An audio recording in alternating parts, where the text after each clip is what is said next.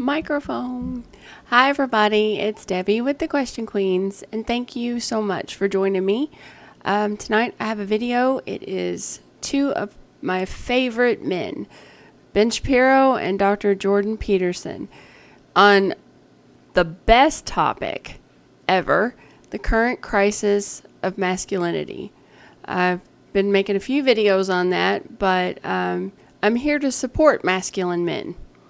And I'm here to tell you that I'm proud of you for being masculine. And I'm also here to tell you not to be apologetic for being masculine. There's a lot of women out there that love you because you're masculine. So if you doubt that, I'm here as proof. All right, so if you haven't hit the subscribe button, could you consider doing that right now? And let's go ahead and get to the video.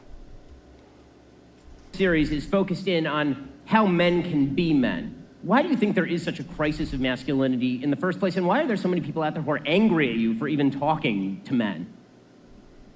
Well, I think you could think about it as a consequence, in some sense, of the lack of a concept of original sin, oddly enough. I mean, people bear an existential burden, you know.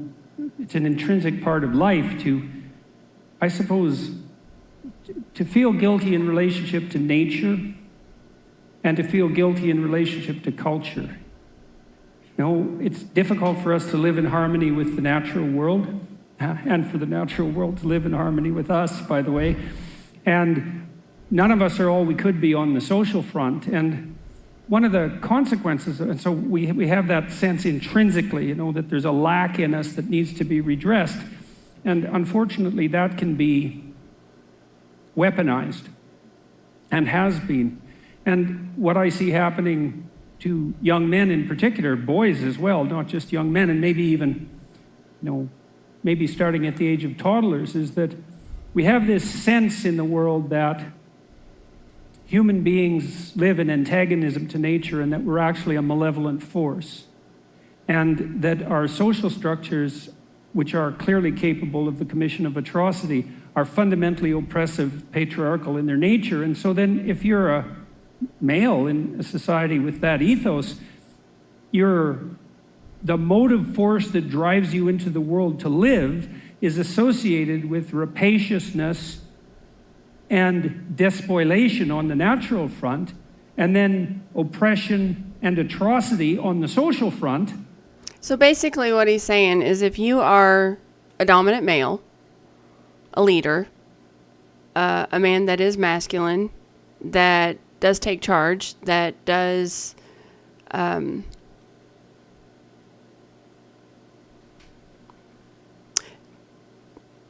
takes on his responsibilities, man's up, that is manly. The whole patriarch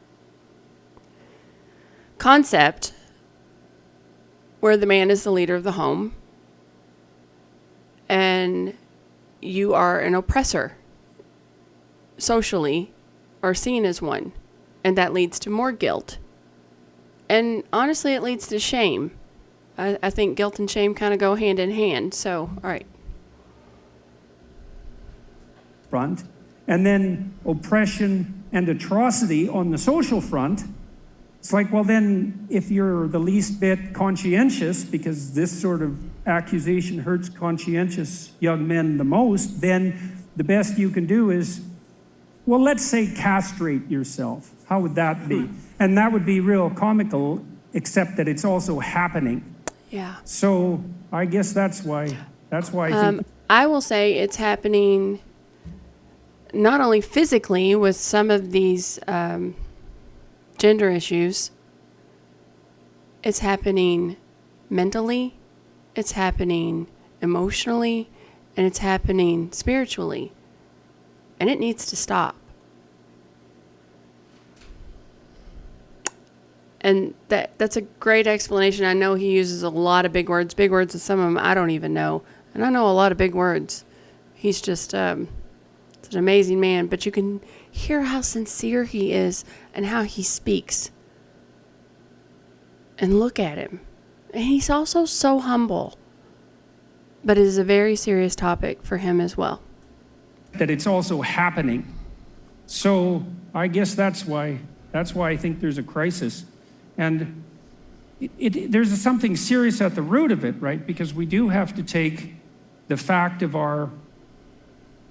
the potential damage we can do to the natural world and the social world. We have to take that seriously, but the proper consequence of taking that seriously is not to commit hara-kiri, let's say, in a fit of moral anxiety and take yourself completely out of the game. But that's the insistence now, and it's really, and I see that psychoanalytically, I see that as a manifestation at a symbolic level of something like, well, symbolically, that's associated with the devouring mother, right? It's an overweening and destructive false compassion that has this devouring quality. And yeah, and that's basically where we're at. So that was a lot. It's one of the things that's striking about the sort of hatred that you've gotten from so many is that you've literally been asked why you're even bothering to speak to men. I mean, there is this crisis of masculinity, right? There is this idea that every form of masculinity is toxic, and you've spent your life trying to talk to men and say, no, you can channel that masculinity in not only a good way, but a necessary and productive and useful way. And people have gotten angry at you for that. Just a moment, because I need to repeat that for any of the men that are out there listening, that if you feel any shred of guilt or you have felt the results of this whole toxic masculinity crisis and attack, I want you to hear what he just said again. You can channel that masculinity in not only a necessary and productive and a useful way, and people have gotten angry. It is useful. It is good. It is needed. One of the things that people that talk about all this toxic masculinity, if we look at the world and where we've come to where we are now, if we didn't have masculine men, we would not be here. I freak out when there's a bug. I'm not getting up there and building bridges. I'm not out there doing road construction. I'm not out there working and building railroads and streets and cars and granted, I know there's some women out there that do that. That's not the majority. The exception doesn't change the rule. So when someone throws that out at you, like, well, women do that too. Women are in the military. Yeah, but they had to reduce all the standards for women to join the military. Because we're not as strong as men. We don't think like men. I think we feel, but I think we feel the same feelings, but I think we feel differently. We express those emotions differently.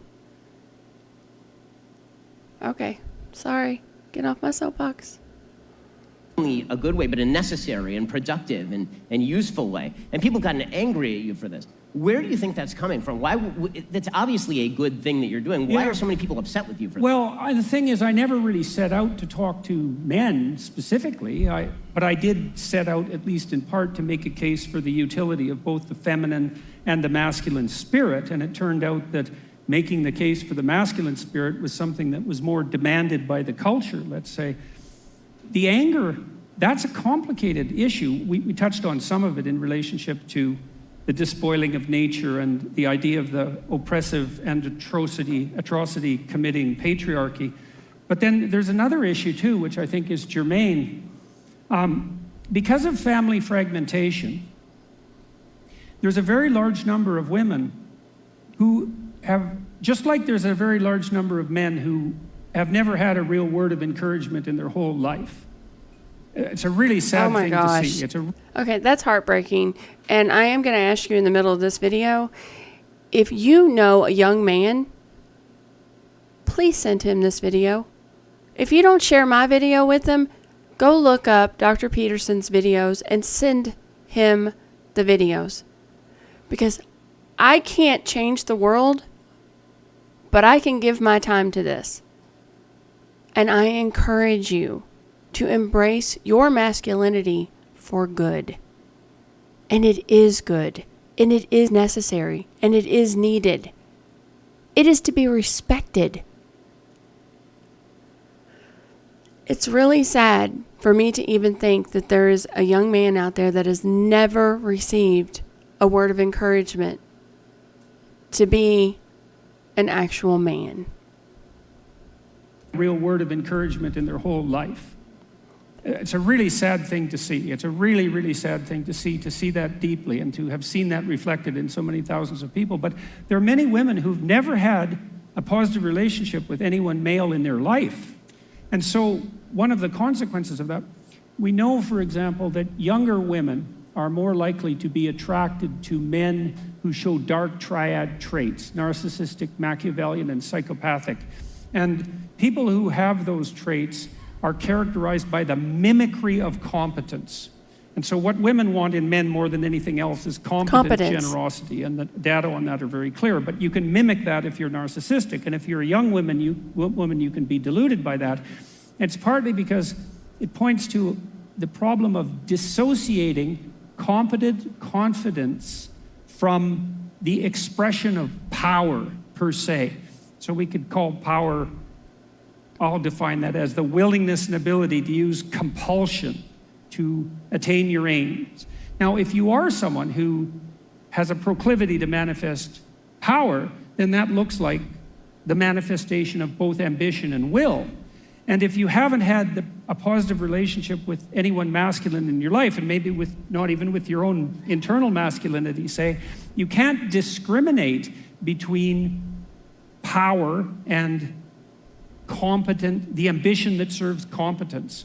And so because that's terrifying, because the power, if you have had only negative relationships with men, their capability to use power becomes such a threat that it has to be opposed at all costs, even if it manifests itself within the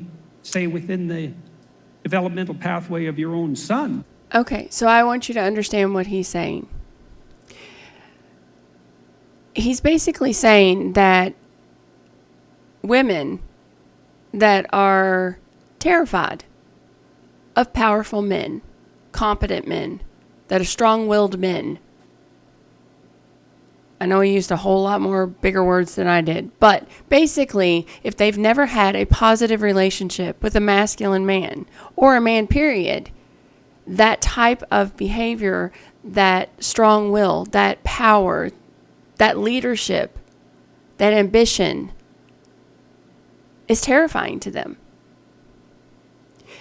People do things for two reasons and two reasons alone. Every single decision that we make in life has two reasons. One, it's in pursuit of happiness. The other one is fear of being hurt. That's it. You can apply those two things, and here's the tricky thing. Most people assume that it is the pursuit of happiness, when the majority of the time it's because of fear. So basically what he is saying is that all of those women that are saying masculinity is horrible, masculinity is toxic, it needs to be destroyed, it needs to be stopped at any cost, is all done out of fear. And unfortunately, they're doing that to their own children. So men, if you have a son, you better make damn sure you counter any of that, because it needs to be done. And you're the only person that's ever going to do it, because they're about to be inundated out in the social world and told they're not good, they're not okay. That's not how you act as a man. Emasculating them. That's the goal. Basically turning men into girls and girls into men. And neither one is acceptable. I know I am preaching, but this is so important to me. That it has to be opposed at all costs, even if it manifests itself within the developmental pathway of your own son. And so some of that's familial breakdown, and then you have a multi-generational pattern of that makes it even worse. And so that's definitely part of it. And I'm going to say another thing. I know, I'm trying not to stop the video, but this is important. I was divorced. My kids were 2 and 3 years old. Now, I have heard so many stories. I've given tons and tons, thousands and thousands upon hours of dating advice, relationship advice. When I got divorced and my children were 2 and 3, I tried every way in the world for that not to ever happen. I did not want my daughters to grow up without a father. Because as great a parent as I am, as great a person as I am, as much as I put into raising my children, my 2 girls, I can't be a dad to them no matter what I do. I can't do that. And I knew that would be a hole in their life for the rest of their life. And I didn't want that for them. Fast forward. Their dad wasn't in their picture by choice. He didn't show up when he said he was going to show up. He was a horrible dad to them at that time. Glad to say he's not that way now. But they never heard a single negative word from me about their dad. Not one. And when he didn't show up, when he said he was coming, I gathered them in my arms. I gave them a big hug. I told them, your daddy loves you more than life itself. You're the most important little girls in all the world to him. But he got really busy at work and he's really sorry. Now, there is nothing that can make me more angry than seeing a single mother bash the father to the children. There is nothing positive that can come from it. Nothing. What, to make you feel better in the moment because you got some snide remark in about how he's a loser? How is that going to help your... It's such a selfish thing for you to do. To say that to your children. Just like what he's talking about. How many single parent homes, how many single mother homes are there right now? How many women out there, statistically, are bashing the father because he didn't do what she wanted him to do? How many fathers are out there doing the same exact thing? I don't know. But if you're one of them, you really need to take a good look at yourself. You're not doing your children any favors by doing that. Okay. So some of that's familial breakdown, and then you have a multi-generational pattern of that makes it even worse. And so that's definitely part of it. You know, there's an ideological drum that's being beaten constantly, both on the sociological constructivist front, right? That's the oppressive patriarchy, and then on the environmental front. And then you add to that the fact that, well, on the leftists, especially the radical types, their whole damn doctrine, it's the most pathological doctrine you could invent if you set out to invent a pathological doctrine. And I mean that. I'm not making a joke. I really mean that in the deepest possible sense. The notion that the fundamental human motivation is the willingness and ability to use compulsion, power. It's all about power. And every time I hear that now from someone, I think, that is not a sociological observation. That is a confession on your part.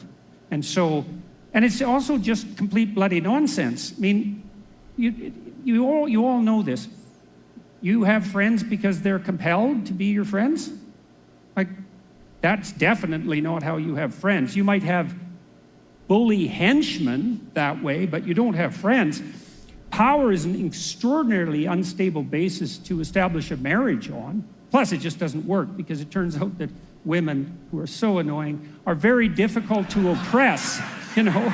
So you can try, but I'm not going to lie. It's not that easy. We are. And I don't think that we've been all that historically successful in doing so. But it's also a preposterous proposition because the expression of power within an intimate relationship does not produce intimacy or a relationship. The best it can produce is like a combination of tyranny and slavery, and that does not characterize the institution of marriage per se.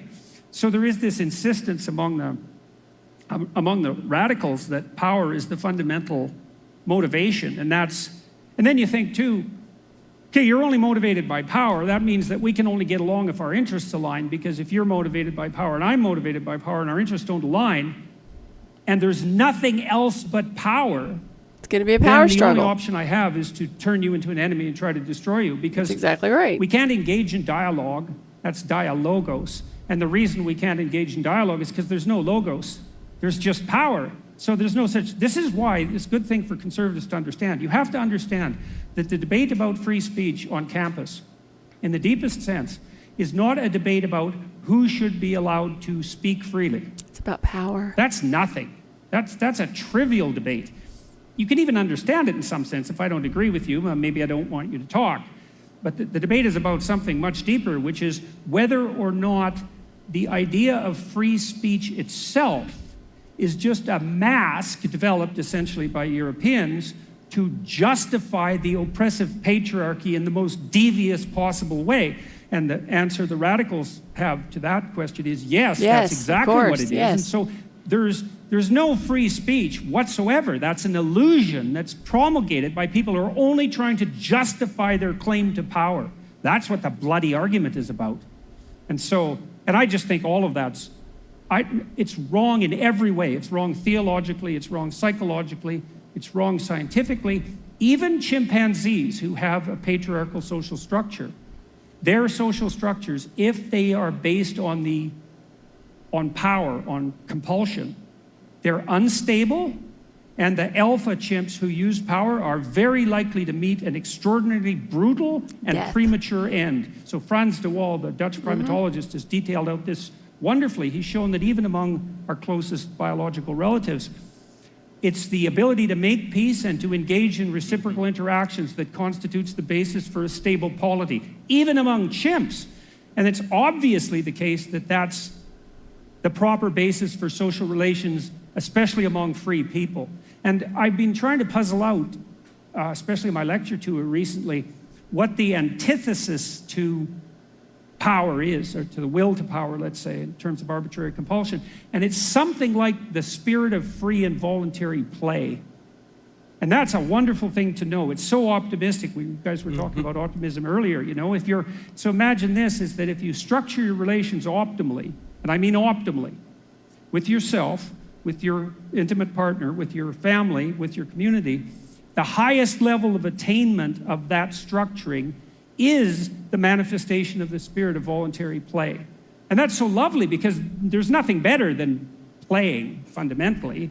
And you know, human beings and other mammals as well also have a biological circuit that mediates play. That was discovered by a man named Jaak Panksepp, and he showed that play is unbelievably important to the development of children. This man is brilliant. For a variety of complicated reasons, partly because they're practicing to be competent adults, but also that it can be suppressed by almost any other emotion or motivation. So your kids can't really play if they're hungry or tired or wet or upset.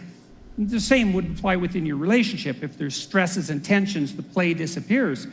But if you optimize the relationship and the circumstance, then the spirit of play can manifest itself. And I would also say that's also the fundamental purpose of fathers in some sense, is to imagine that paradise, that's a walled garden. That's what paradise means. So it's walls, structure, and then the garden inside is nature, and a nature that's tended. The masculine role in child rearing is something like the erection of the walls so that play can manifest itself within the walls. And that's a real good combination of security, because that's what the walls are for, but then the kind of freedom that allows for untrammeled development to occur in the most positive possible sense. And so I would say that those of us who are standing against the radicals who insist that the only human motivation is power can oppose that in part by putting forward the observation that the proper antithesis to that is the spirit of voluntary play. And that's what I hope we're going to do with the Daily Wire. Wow. Okay. That was a lot to unpack. I know that I really ranted a lot. I hope that you enjoyed this video. I hope you enjoyed his perspective. I hope you also realize through all of this that masculinity is a good thing. I encourage every man out there to embrace your masculinity and use that for good. All right. Well, thank you so much for joining me. If you haven't hit that subscribe button, do so now. And you can also hit the like button and share button. Share that with your male friends. They all need to hear it. Thank you so much. All right. Bye-bye.